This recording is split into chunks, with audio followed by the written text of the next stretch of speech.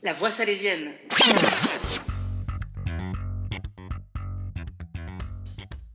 Le podcast préféré de Don Bosco et Marido. Bonjour à tous et à toutes, c'est Inès et bienvenue dans le podcast La Voix salésienne, le podcast qui vient parler d'éducation et de pédagogie sous le regard de Marie-Dominique Mazzarello et de Don Bosco. Pour le 4e épisode, nous allons parler du mot douceur avec Bénédicte et Fabrice Poncet. La douceur est une valeur essentielle dans la pédagogie salésienne. Pour Don Bosco, la douceur est bien plus qu'une qualité.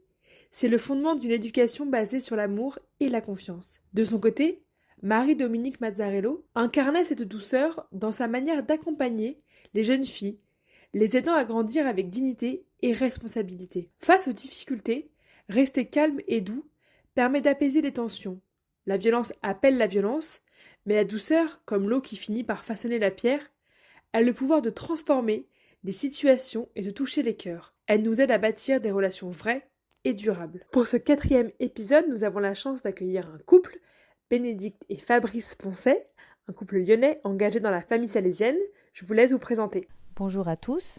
Alors nous sommes Fabrice et Bénédicte Poncet, nous sommes mariés, nous habitons à Lyon, nous avons 4 enfants de 16 à 24 ans, Agathe, Théophile, Garance et Hippolyte, qui ont participé ou participent encore aux activités du réseau salésien, Coin des Jeunes, Campo, et on va ensemble au week-end Jeunes et Familles. Au niveau professionnel, j'ai créé un espace de coworking sur Tassin, et j'anime donc une communauté de 80 entrepreneurs ou salariés en télétravail qui viennent là travailler pour rompre l'isolement. J'ai aussi créé une entreprise qui s'appelle La Fabrique. Voilà, et on produit du mobilier avec une approche basée sur des convictions environnementales, sur la gouvernance, le partage du pouvoir et de la richesse. Et sur Lyon, on coordonne la pastorale des jeunes sur les paroisses salésiennes et on est également en chemin vers la promesse des Salésiens coopérateurs. Pour commencer, une question toute simple. Quel lien faites-vous entre la famille salésienne, entre Don Bosco et ce mot douceur ? Si on veut parler de la douceur dans la famille salésienne, il nous semble que tout part d'un rêve que Don Bosco a fait à 9 ans. C'est un songe qui est très connu dans la famille salésienne. Et dans ce songe, il commence par utiliser la force pour se faire obéir d'enfant. Et arrive un homme qui fait penser au Christ et qui l'invite à utiliser la douceur dans ses relations avec les autres. Il lui dit « Ce n'est pas avec des coups, mais par la douceur que tu t'en feras des amis ». Voilà pourquoi Don Bosco a choisi la figure de Saint François de Sales pour nommer la congrégation qu'il a fondée. Saint François de Sales est un saint du XVIe siècle qui était en rupture avec la pensée de l'époque. On l'appelle l'apôtre de la douceur car il croyait à la bonté naturelle de l'homme et à un Dieu d'amour. Sa devise « Tout par amour, rien par la force ». Voilà pourquoi la pédagogie salésienne repose sur la douceur, parce que pour Jean Bosco, la douceur, c'est la qualité première de l'éducateur. Marie-Dominique Mazzarello et Don Bosco sont des éducateurs. Selon vous, pourquoi la douceur est-elle essentielle dans l'éducation ? Et comment peut-on éviter de tomber dans des rapports de force ou de violence avec les enfants ? Pour commencer, ça ne semble pas évident dans l'éducation d'associer la douceur et la fermeté nécessaires à la construction des enfants. On sait bien que les enfants, ils se construisent en se confrontant à des limites et ont besoin d'un cadre. Comme ça paraît pas évident, on a eu envie de commencer par évoquer la douceur par son contraire. Pour nous, c'est la violence qui est le contraire de la douceur. Une relation éducative qui est basée sur la violence, elle se traduit par des rapports de domination, des rapports de subordination. Et cette violence, elle peut se traduire par des coups à l'extrême, mais aussi parfois par des cris, par des paroles blessantes ou des paroles dévalorisantes. Alors l'enfant obéit à l'adulte parce que dans le fond, il en a peur, mais pas parce qu'il le respecte. Et quand l'enfant grandit, et qu'il n'a plus peur de l'adulte, la relation ne fonctionne plus, et du coup l'adulte est démuni. On pourrait aussi penser que le contraire de la douceur, c'est la force, alors que la douceur est une force. La douceur, ce n'est pas la mollesse. Être doux n'est pas être faible.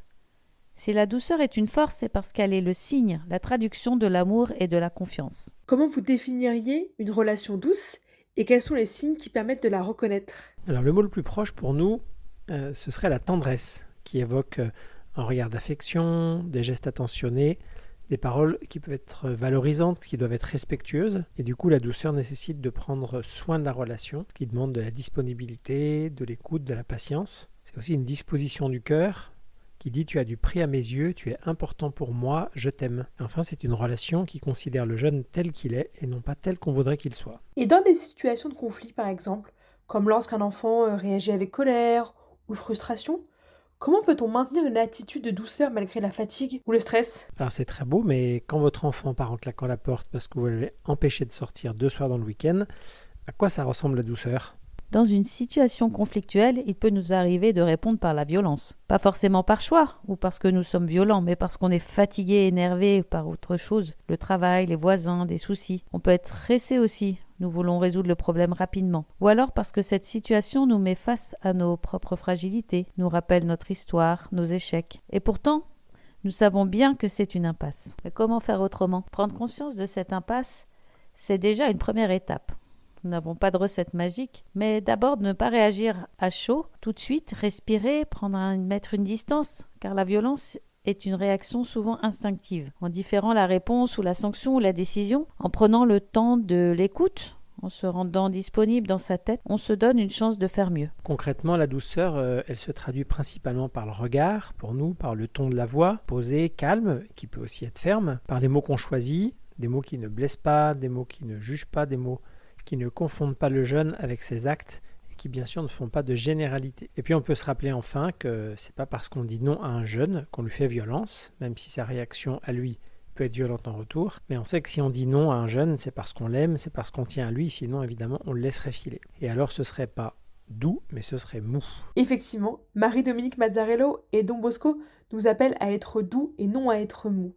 Et la question que j'ai envie de vous poser, c'est est-ce que c'est possible de progresser dans la douceur ? Alors c'est pas facile tout ça, on voit bien que la douceur demande de la maîtrise de soi, et c'est un peu une éducation, une domestication à mener tout au long de notre vie. Alors comment faire pour progresser dans la douceur ? Si ça s'est mal passé, on gagne toujours à relire une situation à froid et envisager d'autres manières de faire. On n'est jamais des parents parfaits ou des super éducateurs, mais on peut progresser toute sa vie. Ça peut être intéressant aussi de s'appuyer sur des convictions, des réflexions, des valeurs que l'on a pris le temps de construire par soi-même, en couple, en groupe de parents, en communauté éducative. Et surtout, comprendre et accepter qu'être doux avec les autres n'est possible que si on est doux avec soi-même. Effectivement, il est important de rappeler qu'il faut aussi être doux avec soi-même. En revanche, on peut se poser la question de pourquoi, selon vous, le monde manque-t-il autant de douceur ? Pourquoi le monde n'est pas doux, alors que ça serait tellement plus agréable ? On disait que la violence était une réaction instinctive. La violence, c'est ce qui sort quand on n'a pas les mots pour dire les choses. Et la violence, c'est la réaction face à la peur. Alors, pour construire un monde plus doux, nous pourrions apprendre à repérer nos émotions, les nommer et les partager. Apprendre à communiquer, c'est-à-dire à savoir exprimer ses besoins et ses idées, et savoir écouter ceux des autres. Se connaître ses besoins, ses limites, et surtout se faire confiance. Renoncer à vouloir maîtriser ou dominer les autres. Arrêter d'en avoir peur des autres. Goûter au plaisir de faire ensemble, de vivre ensemble, et voir à quel point les autres sont source de bonheur pour nous. Apprendre à relire sa vie à tout âge. Parler de la journée le soir au moment du coucher, au scout, dans les camps de jeunes, lors d'une retraite, en couple. Vous le savez sans doute, Bénédicte et Fabrice, nous avons pour tradition de proposer un petit défi à nos auditrices et auditeurs. Aujourd'hui, que souhaitez-vous leur proposer autour du mot douceur ? Être doux, c'est donc agir avec tendresse. Alors, pour ce défi douceur, nous vous invitons à trouver tout de suite, là, maintenant, une situation que vous avez vécue, durant laquelle vous n'avez pas été aussi doux que vous l'auriez souhaité. Et maintenant, imaginez comment vous auriez voulu réagir. Et voilà, vous êtes mieux préparé pour la prochaine fois. C'était Inès pour La Voix Salésienne, le podcast qui vient parler d'éducation et de pédagogie sous le regard de Marie-Dominique Mazzarello et de Don Bosco. Retrouvez-nous tous les mois pour notre format court autour des 12 mots-clés de la pédagogie salésienne. On vous donne également rendez-vous une fois par trimestre dans un format plus long qui permettra plus d'échanges. Merci. La Voix salésienne.